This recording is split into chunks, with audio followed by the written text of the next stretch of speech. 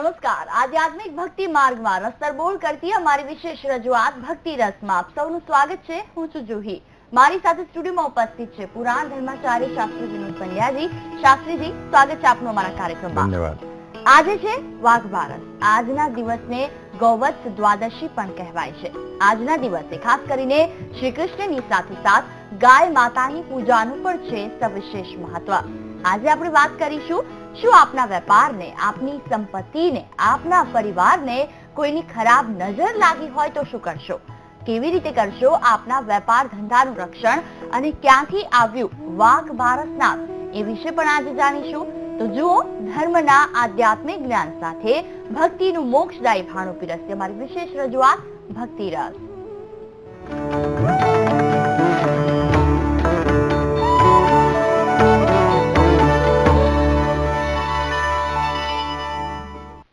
આજે છે વાઘ બારસ, જેને વાઘ બારસ પણ કહેવાય છે. તેનું શું છે મહાત્મય? આજના દિવસે કોની આરાધના કરવી, પહેલા તેની વાત કરી લઈએ. શાસ્ત્રીજી વાત કરીએ. આજે છે વાઘ બારસ અને આજના દિવસે ખાસ કરીને લોકોએ ખાસ શું ધ્યાનમાં રાખવું જોઈએ? તહેવારોના દિવસો દરમિયાન આજના દિવસે કયા દેવની ઉપાસના કરવી? વાઘ બારસ આમ તો કોઈ જાતનો તહેવાર નથી, પરંતુ વેપારી ઉપરથી આ નામકરણ થયેલું છે. વાઘ બારસનો એવો ઉલ્લેખ જોવા મળે છે કે આ દિવસે ભગવાન શ્રી કૃષ્ણ એ વૃંદાવનની અંદર ગાયો ચરાવવા માટે ગયા હતા, એવો ઉલ્લેખ વૈષ્ણવ પરંપરામાં જોવા મળે છે. એટલે જે વૈષ્ણવ હવેલીઓ હોય છે, એ વૈષ્ણવ હવેલીઓમાં આપણે જ્યારે દર્શન કરવા જઈએ છીએ ત્યારે ગોચારણના દ્રશ્યો એ ત્યાં ઊભા કરવામાં આવે છે. એટલે એવું કહેવાય છે કે આ દિવસે ભગવાન શ્રી કૃષ્ણ પોતાના બાલ ગવાલ મિત્રો સાથે એ વૃંદાવનની ભૂમિની અંદર એ ગાયો ચરાવવાનો પ્રારંભ કર્યો હતો, એવો ઉલ્લેખ શાસ્ત્રોમાં છે. એટલે આ દિવસે બને તો ગાય માતાની પૂજા કરવી, કારણ કે ગાય માતાના શરીરની અંદર એ 33 કરોડ દેવતાઓનો વાસ મનાયેલો છે. અને વેદોની અંદર, પુરાણોમાં, ઉપનિષદોમાં ગાયના પૂજનનો વિશેષ મહિમા એ બતાવેલો છે. એટલે બને તો આખું વર્ષ ન કરતા હોય પણ આ દિવસે, વાઘ બારસના દિવસે ગાયનું વાછરડા સાથે પૂજન કરવાનું છે. આપણે એકલી ગાયનું પૂજન કરતા હોઈએ છીએ, તો કોઈ જગ્યાએ વાછરડા સાથેની ગાય હોય. આજકાલ તો અનેક ગૌશાળાઓ પણ ચાલે છે, અને જે ગામડાના દર્શક મિત્રો છે એમને તો આંગણામાં જ ગાય હોય છે, અને ગામમાં વાછરડું પણ જોવા મળે છે. એટલે બને તો આ દિવસે, વાઘ બારસના દિવસે એ ગાય માતાનું પૂજન કરવું જોઈએ, વાછરડાનું પૂજન કરવું જોઈએ. બને તો એને બાફેલા ઘઉં છે, ગોળ છે, સૂકું ઘાસ છે, આવું અર્પણ કરવું જોઈએ. એકાદી પ્રદક્ષિણા એ ગાય માતાની કરવી જોઈએ. બને તો ગાય માતાનું જે પૂંછડીનો ભાગ છે એ પોતાની આંખે લગાવવો જોઈએ. પણ દર્શક મિત્રો, એક વસ્તુનું ખાસ ધ્યાન રાખવું કે ગાય માતા બહુ ચંચળ પ્રાણી છે. એટલે ગાય માતાની પૂજા એ ગોવાળની દેખરેખ નીચે જ કરવી, કારણ કે કઈ ગાયનો સ્વભાવ કેવો છે તો આપણે જાણી શકતા નથી. એટલે ગોવાળ હાજર હોય તો ગોવાળની હાજરીમાં જ એ ગો માતાનું પૂજન કરવું, એના ચરણમાં પ્રણામ કરવા, કારણ કે 33 કરોડ દેવો છે એવો ઉલ્લેખ છે. અને આ રીતે વાઘ બારસના દિવસે ગો પૂજન કરવાથી આવનાર જે દિવસો છે એમાં જેટલા પાતકો છે આપણા દૂર થઈ જાય છે. ગવામે અગ્રત સંતુ, ગવામે સંતુ પૃષ્ઠત, ગાવો મે હૃદય સંતુ, ગવામ મધ્યે વસામ્યહમ. એકવાર નારદજીએ પ્રશ્ન કર્યો દ્વારિકાધીશને કે પ્રભુ, તમે ખરેખર તમારો નિવાસ ક્યાં છે? ત્યારે એમને કહ્યું કે મારો નિવાસ ગાયોની વચ્ચે છે. જ્યાં ગૌશાળા હોય, જ્યાં ગાયો બંધાતી હોય, ત્યાં હું નિત્ય વિચરણ કરતો હોઉં છું. ગાય માતા મને બહુ પ્રિય છે. એટલે વાઘ બારસ એ ગોપૂજનનો એક દિવસ છે, એવો ઉલ્લેખ આપણને જોવા મળે છે. બિલકુલ. આજે આપણે વાત કરવાના છે કે વેપારની કોઈની નજર લાગી શકે. ગઈકાલે આપણે વાત કરી હતી કે વેપાર વધારવા માટે શું કરવું. તો જ્યારે કોઈ ટોક લાગી જાય કે કઈ આવી ઘટના ઘટી જાય તો એવું કહેવાય છે કે ધંધાને ટોક લાગી ગઈ અને તેના કારણે ધંધો આગળ નથી વધતો. તો શું વેપારને કોઈની ખરાબ નજર લાગી શકે? સૌથી પહેલો સવાલ તો એ થાય. જરૂર, વેપારને ટોક લાગી શકે. અને આ કોઈ અંધશ્રદ્ધા નથી. અનેક દેશોના સાહિત્યની અંદર આ વસ્તુ લખેલી છે. પછી અમેરિકા હોય, ઇંગ્લેન્ડ હોય, કે ભારત હોય, કે ઓસ્ટ્રેલિયા હોય, દરેક ગ્રંથોની અંદર આ વસ્તુ જોવા મળે છે. કેટલીક વાર કોઈની કુદ્રષ્ટિ આપણા વેપારને લાગી જાય તો બહુ મહેનત કરીએ છતાં પણ વેપારમાં યશ મળતો નથી, નફો મળતો નથી, દેવું ચડી જાય છે, વેપારી ચિંતામાં પડી જાય છે. અને આ નજર લાગવી એ બિલકુલ સત્ય વાત છે. અને શ્રીમદ ભાગવતની અંદર પણ આનો ઉલ્લેખ છે કે ભગવાન બાલકૃષ્ણની નજર પણ એ યશોદાજીએ અને ગોપીઓએ ઉતારી હતી, એવો ઉલ્લેખ દસમ સ્કંદની અંદર છે. એટલે ટોક લાગવી એ બિલકુલ સત્ય વાત છે. નાનું બાળક બહુ સ્વરૂપવાન હોય તો એને પણ નજર કે ટોક લાગી જતી હોય છે. આપણો વેપાર હોય ને બહુ સારો ચાલતો હોય તો એમાં પણ કોઈની ઈર્ષા કે ટોક લાગી જતી હોય છે. એટલે આપની વાત બિલકુલ સત્ય છે કે વેપારને ટોક લાગી શકે તો લાગી શકે. કારણ કે ચંડીપાઠની અંદર પણ એવા મંત્રો આપણને જોવા મળે છે. સર્વા બાધા પ્રશમનમ ત્રૈલોકસ્યા અખિલેશ્વરી એવમેવ ત્વયા કાર્યમ અસ્મદ્વૈરી વિનાશનમ. હે માતાજી, મારા વિશે જે ખોટું વિચારે છે એ એના ખોટા વિચારોને તમે દૂર કરો. એટલે નજર ઉતારવાની પરંપરા, ટોક લાગવાની પરંપરા એ સદીઓ જૂની છે. એટલા માટે તમે જુઓ કે બાળક બહુ સુંદર હોય તો મા એને સ્નાન કરાવે, સુંદર વસ્ત્રો પહેરાવે, પછી મેસનું અહીંયા ટીકો કરતી હોય છે, તિલક કરતી હોય છે. એની પાછળ પણ આ જ કારણ છે કે મારા બાળકને કોઈની નજર ન લાગે. એટલે કેટલાક વેપારી ભાઈઓ આવી ફરિયાદ કરતા હોય છે કે શાસ્ત્રીજી લાગે છે કે અમારા વેપારને કોઈની ટોક લાગી છે. તો આ વાત બિલકુલ સત્ય છે અને એને દૂર પણ કરી શકાય. બિલકુલ, જો વેપાર ધંધો હોય તો સંપત્તિ પણ હોય છે. કેટલાકનું એવું પણ માનવું છે કે લોકો સંપત્તિને પણ બાંધી દેતા હોય છે કે તેની વૃદ્ધિ નથી થતી અને સાથે સાથે તેને ક્યાંક વેચવી પડે કે એવો સમય આવી જાય છે. શું સંપત્તિને પણ કોઈ બાંધી શકે? આપનો એક પ્રશ્ન બહુ સરસ હોય છે કે સંપત્તિ છે ને એનું પ્રદર્શન ન કરવું જોઈએ. કેટલાક વ્યક્તિઓ છે ને એ સંપત્તિનું પ્રદર્શન કરતા હોય છે. 10-10 વીંટીઓ પહેરે, મોટા મોટા દોરા ગળાની અંદર સોનાના ને પહેરીને ફરે, ડાયમંડનું પ્રદર્શન કરે, પોતાના જે રાસ રચીલું છે એનું પ્રદર્શન કરતા હોય છે. અને પ્રદર્શન કરવાની સાથે સાથે જેની પાસે લક્ષ્મી નથી એવા કોઈ વ્યક્તિની ટોક એ આપણી સંપત્તિને પણ લાગતી હોય છે. એટલે મારે દરેક દર્શક મિત્રોને હાથ જોડીને પ્રાર્થના કરવી છે કે ભગવાને તમને સંપત્તિ આપી હોય તો એનું પ્રદર્શન ન કરશો. લોકોને એવું બતાવશો નહીં કે મારી પાસે કરોડો રૂપિયા છે. કારણ કે કેટલા વ્યક્તિઓનો એવો સ્વભાવ હોય છે કે પોતાના શરીર ઉપર 500 ગ્રામ સોનું પહેરીને ફરતા હોય અને પ્રદર્શન કરતા હોય છે કે જુઓ મારી પાસે આટલી બધી સંપત્તિ છે. પણ એ વ્યક્તિને ખબર નથી કે જ્યારે કોઈની ટોક લાગી જશે, કોઈની નજર લાગી જશે ત્યારે આ સંપત્તિ એ પળવારમાં જતી રહેશે. એટલે બને તો પ્રભુએ સંપત્તિ આપી હોય તો એને એ રીતે વાપરો કે ડાબા હાથે કે જમણા હાથે તમે દાન કરો તો કોઈને ખબર ન પડે કે મુઠ્ઠીની અંદર શું આપ્યું. તો એ રીતે એનો ઉપયોગ કરો, બને તેનું પ્રદર્શન ન કરો. બિલકુલ, અમારી સાથે કોલર જોડાઈ ગયા છે પોરબંદરથી. મુકેશભાઈ, સ્વાગત છે આપનું. શું છે આપનો સવાલ? સવાલમાં તો એમ છે કે હમણાં થોડાક સમયથી વેપાર ઉપર ખૂબ જ કમજોરી આવી ગઈ છે. તો શું તમે જે નજરની વાત કરી તો એના માટેનો અમારે શું ઉપાય કરવો જો નજર લાગી હોય અથવા કોઈ એનો કોઈ ઉપાય? બિલકુલ, એટલે કે વેપારને લાગેલી ખરાબ નજર દૂર કરવા શું કરવું? ભાઈ, આ પ્રોગ્રામ આપનો જ છે એટલે અમે આપને જરૂર ઉપાય આપીશું. કારણ કે આ જે ભક્તિ રસ છે આપના માટે જ બનાવેલો છે. વેપારને ટોક લાગે તો જેટલા પણ દર્શક મિત્રો છે, વેપારી ભાઈઓ, એને આજે એક સુંદર શાસ્ત્રીય ઉપાય આપીશ. અને બહુ સરળ ઉપાય છે. એમાં કોઈ બહુ વધારે ખર્ચો કરવાની કે મહેનત કરવાની પણ જરૂર નથી. શુક્રવારના દિવસે, મહાલક્ષ્મીનો વાર છે, શુક્રવારના દિવસે પોતાના ઘરે આ પ્રયોગ કરવાનો છે અને પછી એ વસ્તુ દુકાને લઈ જવાની છે. ઘરે પૂજા સ્થાનની અંદર બેસી એક પીપળાનું પાન લેવાનું છે. એ પીપળાના પાન ઉપર ચંદન વડે શ્રી લખવાનું છે અને ઓમ લખવાનો છે. આ બે શબ્દો લખવાના. ઉપર શ્રી લખવાનું છે, નીચે ઓમ લખવાનું છે. ત્યારબાદ એ પીપળાનું જે પાન છે એને અગરબત્તીનો ધૂપ આપવાનો છે. ધૂપ આપ્યા પછી એ પાનની અંદર 3 ગોમતી ચક્ર મૂકવાના છે. આજકાલ તો ગોમતી ચક્ર દરેક તીર્થોમાં પણ મળતા હોય છે, દુકાનોમાં મળતા હોય છે. તો 3 ગોમતી ચક્ર એ પાન ઉપર મૂકવાના છે. એક આખી હળદરનો ગાંઠિયો એ પણ માતાજીનું સ્મરણ કરી અને ગોમતી ચક્ર ઉપર મૂકવાનો છે. 2 દાણા અક્ષતના મૂકવાના છે અને 2 આંખો બંધ કરી અને ચોટીલાવાળા જે ચામુંડા માતા છે એ જે મંત્ર ના આવડે તો એમ રીમ ક્લીમ ચામુંડા એવી છે. એ ચામુંડા માતા, કોઈની ટોક મારા વેપારને લાગી હોય તો તમે દૂર કરો. ત્યારબાદ દુકાને જતી વખતે એ પાન છે એ પાન સાથે 3 ગોમતી ચક્ર અને જે હળદરનો ગાંઠિયો છે, અક્ષત છે, એની પોટલી વાળવાની છે. લાલ રંગનું કપડું લેવાનું છે અને એની નાની પોટલી વાળી અને શુક્રવારના દિવસે એને પોતાની સાથે લઈ જવાની છે. અને પોતાનું શટર, એ દુકાનનું જ્યારે દ્વાર તમે ખોલો ત્યારે દુકાનના દ્વારની જમણી બાજુ ઉપરના ભાગની અંદર કોઈને દેખાય નહીં એ રીતે અંદરના ભાગની અંદર એ પોટલીને બાંધવાની છે અને અગરબત્તીનો ધૂપ કરવાનો છે. કારણ કે અનેક મારા એવા યજમાન મિત્રો પણ છે જેને હું આ પ્રયોગ બતાવતો હોઉં છું અને એનાથી ટોક દૂર થઈ જતી હોય છે. એટલે ભાઈ, આપના વેપારને જો ટોક લાગી હોય તો તમે આ એક સરળ અને સચોટ ઉપાય છે એ શુક્રવારના દિવસે કરશો તો જરૂર થોડો ફેર તો પડશે. બિલકુલ, વાત કરવામાં આવે તો વાઘ બારસના તહેવારમાં વાઘ તો ક્યાંય નથી આવતો, તો પછી તેનું નામ વાઘ બારસ કે વાઘ બારસ કેવી રીતે પડ્યું? બહુ સુંદર પ્રશ્ન છે. કદાચ કોઈ કાર્યક્રમની અંદર આવો પ્રશ્ન નહીં થયો હોય કે વાઘ બારસ, તો વાઘ તો ક્યાંય ચિત્રમાં છે નહીં, કોઈ વાઘની પૂજા તો થતી નથી, તો આ તહેવારનું નામ વાઘ બારસ એવું કેમ પડ્યું છે? કારણ કે દરેક તહેવાર હોય, ધનતેરસ તો લક્ષ્મીજી એની અંદર સમાયેલા છે, ધન્વંતરી ભગવાન. વાઘ બારસ નામ કેમ પડ્યું? બહુ સરસ પ્રશ્ન છે. તો વાઘ બારસનો ઉલ્લેખ એ આપણા ગુજરાતી સાહિત્યની અંદર થયેલો છે.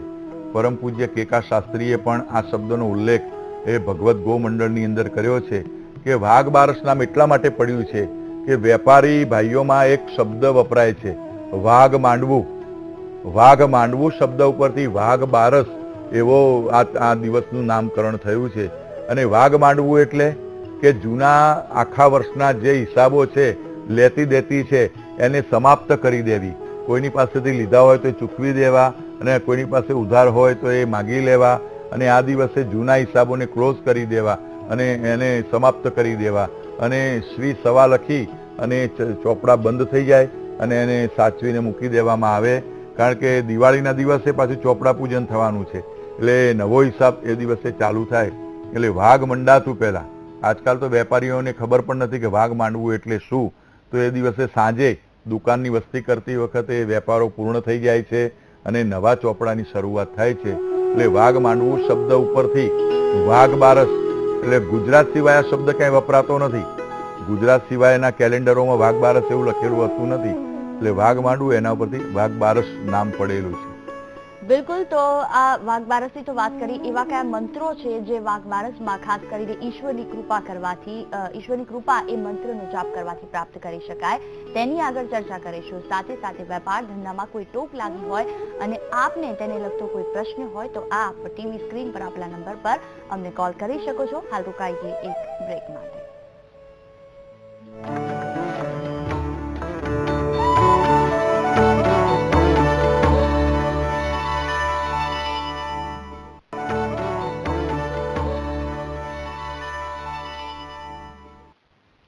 બ્રેક બાદ ફરી એકવાર આપનું સ્વાગત છે ભક્તિ રસમાં. આજે આપણે વાત કરી રહ્યા છીએ કે વેપારની ટોક લાગી હોય તો તેની નજર ઉતારવા માટે શું શું ઉપાયો કરવા જોઈએ. સાથે સાથે આજે વાઘ બારસ છે તો કયા કયા દેવોની ઉપાસના કરવી જોઈએ, કયા કયા મંત્રો કરવા જોઈએ, અને આ તમામ બાબતે જાણકારી આપી રહ્યા છે મારી સાથે સ્ટુડિયોમાં ઉપસ્થિત શાસ્ત્રી વિનોદ પંડ્યાજી. શાસ્ત્રીજી, વાત કરીએ આજના વાઘ બારસની, વેપારની અને વાઘ બારસ બંનેની વાત કરી રહ્યા છે, ત્યારે વાઘ બારસના દિવસે એવા કયા કયા ઉપાયો કરવા જોઈએ, કયા કયા પૂજનો કરવા જોઈએ આજના દિવસે ખાસ? વાઘ બારસના દિવસે આગળ પણ આપણે કહ્યું એમ આજે ભૂલ્યા વગર એક ગાય માતાની પૂજા અવશ્ય કરવી જોઈએ. કંઈ ન બને તો એકાદી રોટલી પણ ગાય માતાને આજે આપવી જોઈએ. અને બને તો આજે જ્યારે પૂજા કરવા માટે બેસો ત્યારે એક મંત્ર પણ આપને આપીશ ગાયને લગતો, તો એ કામધેનુ ગાય માતાનું સ્મરણ પણ એકાદી માળા કરવાની છે.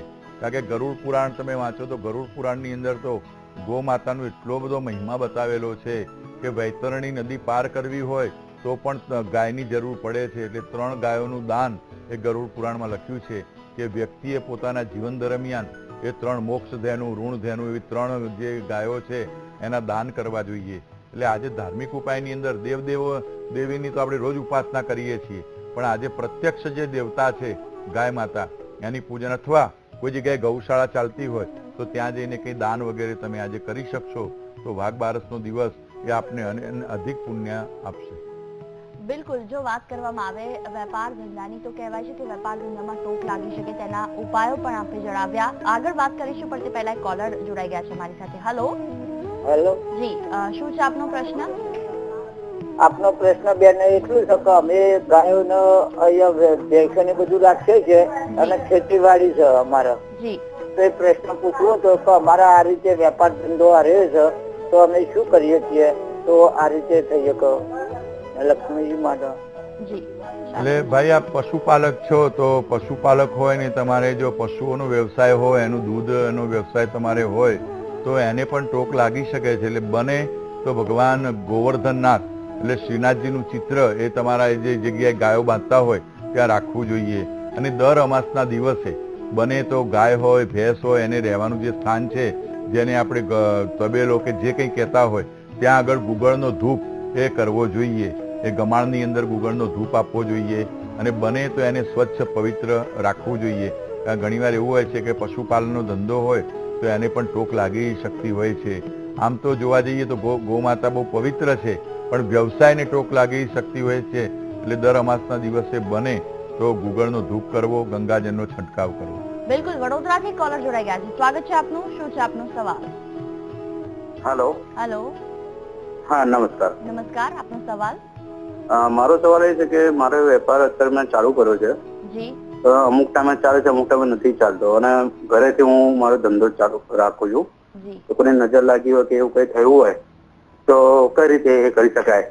બિલકુલ શાસ્ત્રીજી. ભાઈ, આપ ઘરેથી વ્યવસાય કરો છો, પણ ઘણીવાર વ્યવસાયની અંદર એવી પણ તકલીફો હોય છે કે વાસ્તુ વગેરેના દોષ પણ થતા હોય છે. એટલે સૌથી પહેલા તમારા ઘરનો જે દ્વાર છે, વેપારનો જે રૂમ છે, એ રૂમનો દ્વાર કેવો છે એ તમે ખાસ ધ્યાન રાખો. અને બને તો ત્યાં શ્રી યંત્ર એ કોઈ ફોટાની અંદર ફ્રેમિંગ કરાવીને કે પછી ધાતુનું કોઈ શ્રી યંત્ર છે એ આપના વેપાર સ્થાનની અંદર રાખો અને દરરોજ એને અગરબત્તીનો ધૂપ કરો, એને પ્રણામ કરો. કારણ કે શ્રી યંત્રમાં માત્ર લક્ષ્મીજી આવતા નથી, શ્રી યંત્રની અંદર અનેક દેવી દેવતાઓનો વાસ છે. એટલે એકાદું શ્રી યંત્ર રાખશો અને પ્રણામ ધૂપ વગેરે કરશો તો જરૂર જે વેપાર અટકી જાય છે એ પાછો એક ધારો એ ચાલુ રહેશે. બિલકુલ. અને કોલર જોડાઈ ગયા છે મહેસાણાથી. વિજયભાઈ, સ્વાગત છે આપનું. શું છે આપનો સવાલ? મારા ધંધાની અંદર ગમે એટલી મહેનત કરો તો પણ જીરો જ હોય છે. જી શાસ્ત્રીજી. આપણે ગઈકાલના કાર્યક્રમની અંદર કહ્યું હતું કે ઘણીવાર એવું બનતું હોય છે કે ટોક તો લાગે વાત જરૂરી છે, પણ ઘણીવાર એવું બને છે કે વેપારની અંદર કોઈ ખામી હોય, આપણા સ્વભાવની અંદર ખામી હોય કે આપણે જેનો વ્યવસાય કરીએ છીએ એ વસ્તુમાં કંઈ ખામી હોય. એટલે બને તો આ મેં જે બતાવ્યો ઉપાય તો કરવાનો જ છે કે પીપળાના પાનની અંદર 3 ગોમતી ચક્ર, હળદર ગાંઠિયો એ તો તમે વેપારે બાંધો, ત્યાં ધૂપ કરો. પણ બીજી એક મારી સલાહ એવી છે કે વેપાર કેમ નથી ચાલતો એ ઠંડા કલેજે એનો વિચાર કરવો જોઈએ. અથવા કોઈ એવો બુદ્ધિશાળી વેપારી હોય તો એની પાસે બેસીને ડિસ્કશન કરવું જોઈએ કે ભાઈ મારે આ વેપાર છે તો કેમ ચાલતો નથી, એનું સંશોધન કરવું જોઈએ. કોઈ ગ્રાહક મારા દુકાનનો ઉમરો કેમ ચડતું નથી. એટલે દવાની દુઆ એવું ગુજરાતીમાં કહેવત છે. ઉપાય તો કરવાનો જ છે, પણ સાથે સાથે આ રીતે તમે એનું પણ સંશોધન કરો કે તમે જે વસ્તુનો વેપાર કરો છો એ કેમ એ વસ્તુ બજારમાં ચાલતી નથી. બિલકુલ. આશા રાખીએ કે આપને આપણા પ્રશ્નનો ઉત્તર ચોક્કસથી મળી ગયો હશે. આગળ વાત કરીશું કે એવો કયો મંત્ર છે જે આજના દિવસે આપને સુખ, શાંતિ અને સમૃદ્ધિ અપાવશે. સાથે સાથે આવતીકાલે ધનતેરસ છે તો એના કયા શુભ મુહૂર્તો છે જેમાં આપ ધનની પૂજા કરી શકો છો તેની વાત કરીશું. હાલ રોકાઈશું એક બ્રેક માટે.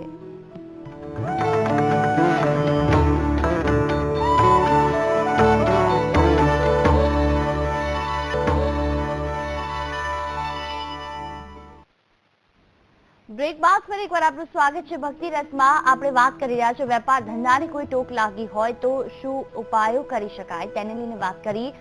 શાસ્ત્રીજી, આજે જે આપણો વિષય છે કે ટોક લાગી હોય તો તેના કયા કયા ઉપાયો, વેપાર ધંધાની વાત કરી. અંતમાં એક સવાલ કે ઘરમાં કોઈ બીમારી હોય કે અન્ય કોઈ કારણોસર ટોક લાગી હોય તો કોઈ વ્યક્તિ બીમાર રહેતું હોય છે અથવા કોઈ બીજી રીતે પણ પરિસ્થિતિ કથળી જતી હોય છે, તેને લઈને શું ઉપાયો કરી શકાય?